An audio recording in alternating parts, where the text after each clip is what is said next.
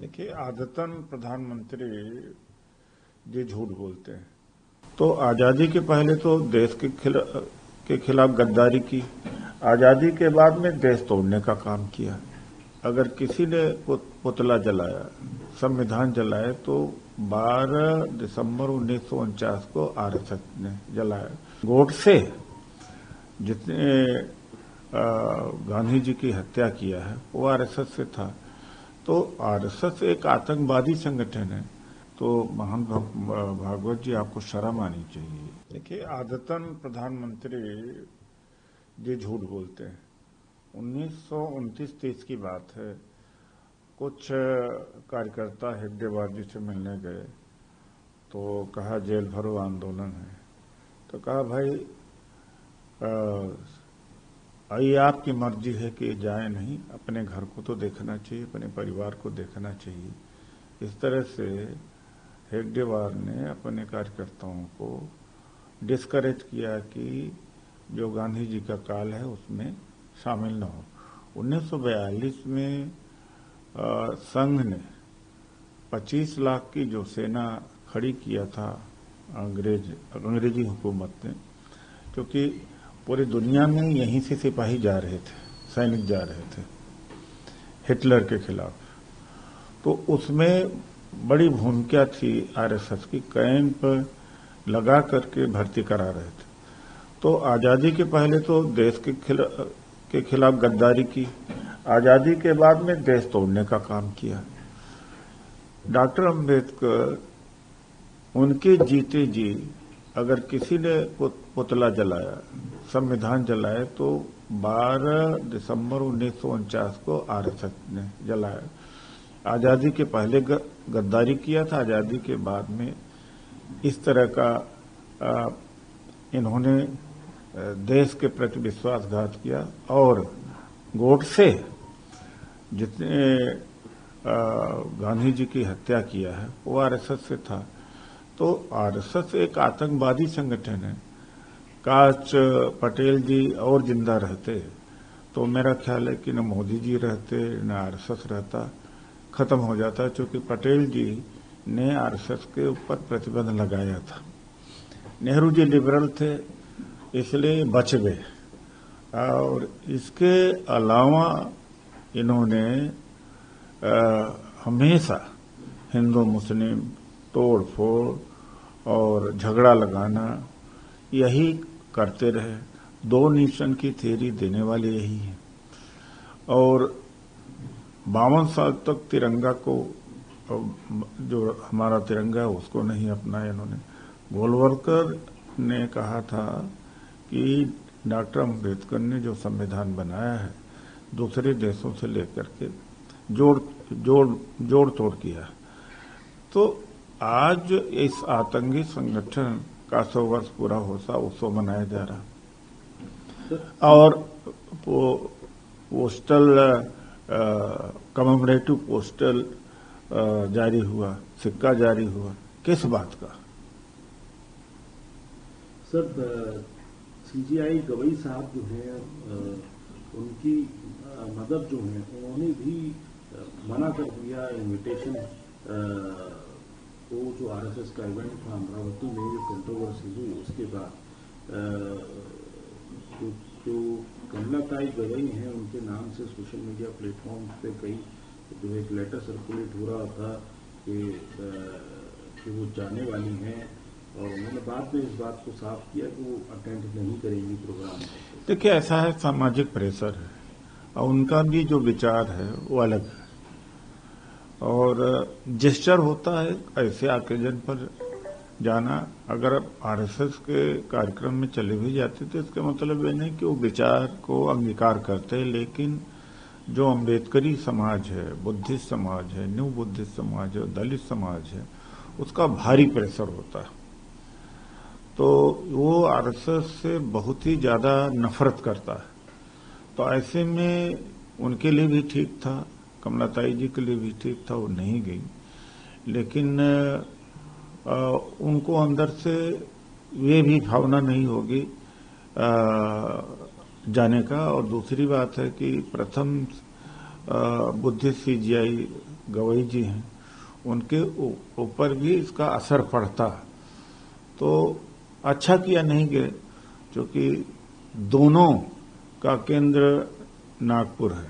एक आरएसएस का भी, एक हिंदुत्व का है, एक हिंदुत्व के खिलाफ है, एक मनुवादी का है, एक समतामूलक समाज का है, और एक सेकुलर का संविधान के पक्ष वाला कैंप है, एक संविधान विरोधी है। दोनों का केंद्र नागपुर में।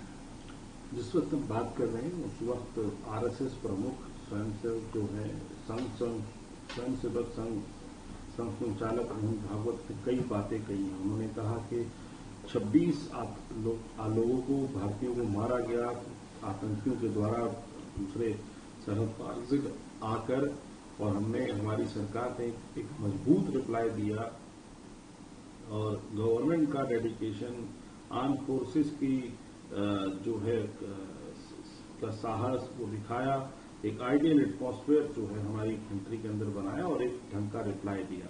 और कौन हमारा साथी है कौन नहीं ये भी सामने आ गया। लेकिन उन्होंने एंड में एक कटाक्ष ये भी किया कि देश के अंदर भी कुछ ऐसे अनकॉन्स्टिट्यूशनल एलिमेंट हैं जो डिस्टेबलाइज करने की कोशिश करते हैं। उन्होंने ये भी बात कही कि नेपाल में, श्रीलंका में, बांग्लादेश में रिवोल्यूशन हुए, उससे सिर्फ इंस्टेबिलिटी आई।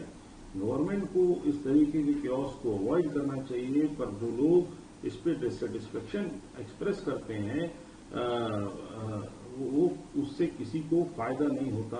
अंबेडकर साहब ने इस तरीके के मूवमेंट को ग्रामर ऑफ एनार्की कहा था, ये भी बात कही है उन्होंने। तो आप किस तरीके से देखते हैं? साथ ही साथ वो पॉलिसीज के ऊपर बात कर रहे हैं, सरकार की पॉलिसीज अगर लोगों के साथ नहीं जुड़ती हैं तो दिक्कतें होती हैं।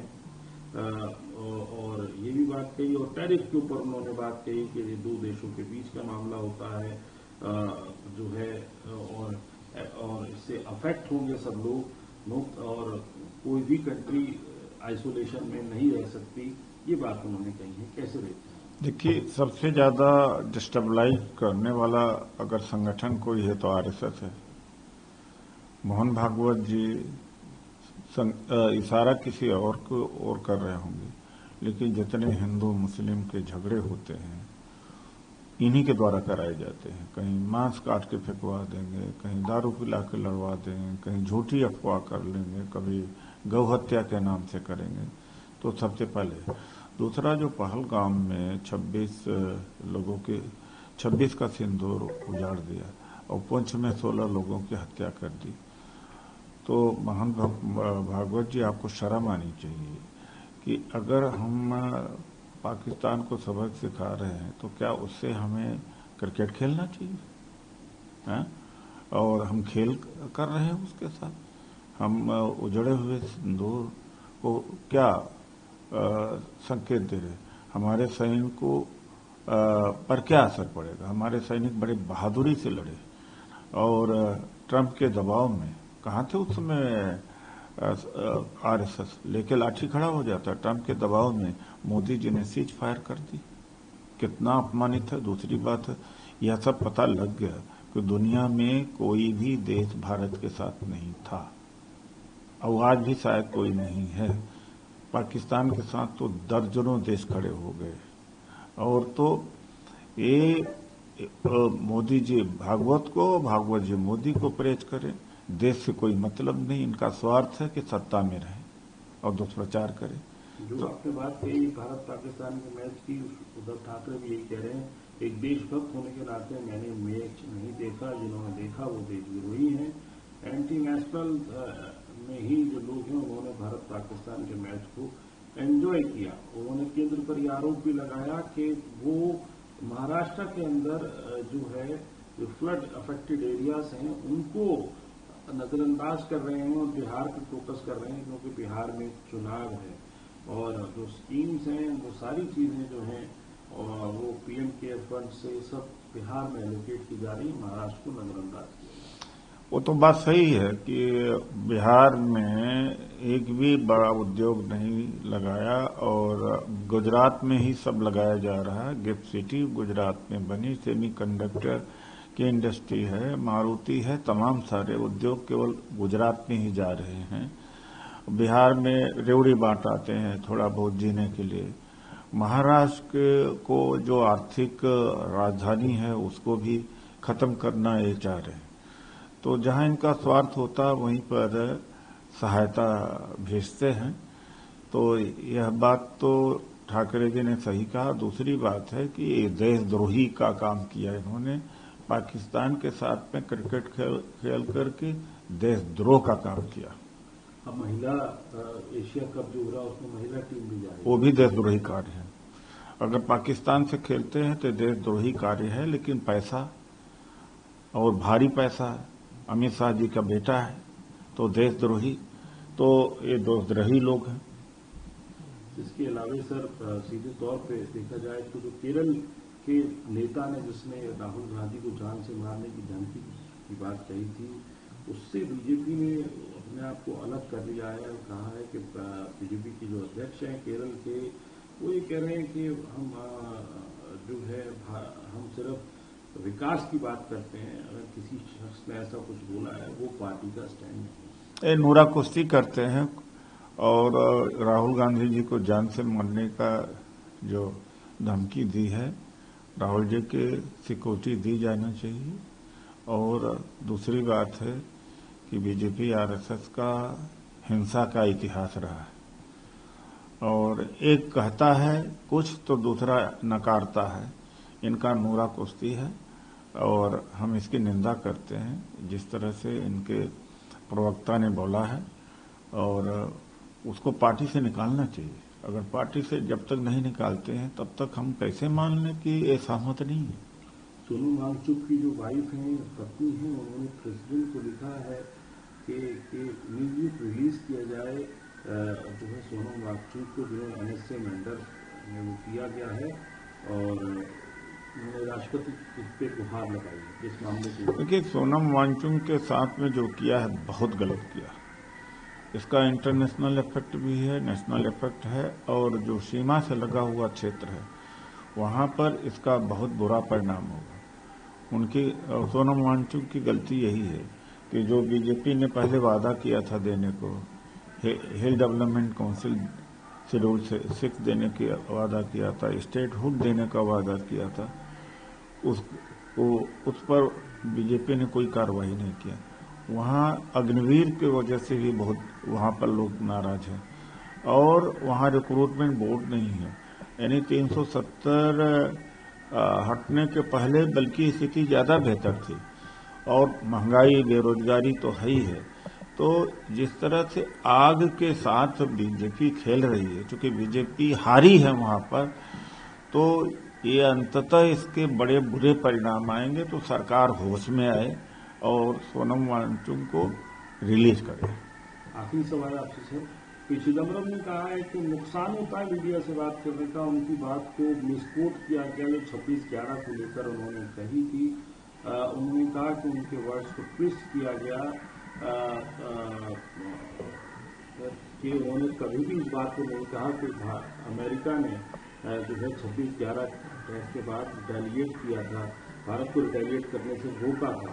वहीं आजकल भी साफ कह रहे हैं कि अगर वो इतने ज्यादा आहत थे तो 15-18 साल तक चुप क्यों रहे। उन्होंने उस वक्त रिजाइन क्यों नहीं कर दिया था अपनी पोस्ट से प्रधानमंत्री से? नहीं, जब चिदम्बरम जी ने कह दिया कि ये उनको टेस्ट किया गया है तो बात खत्म हो जाएगी, और उसका क्लैरिफिकेशन चिदम्बरम जी ने दे दिया।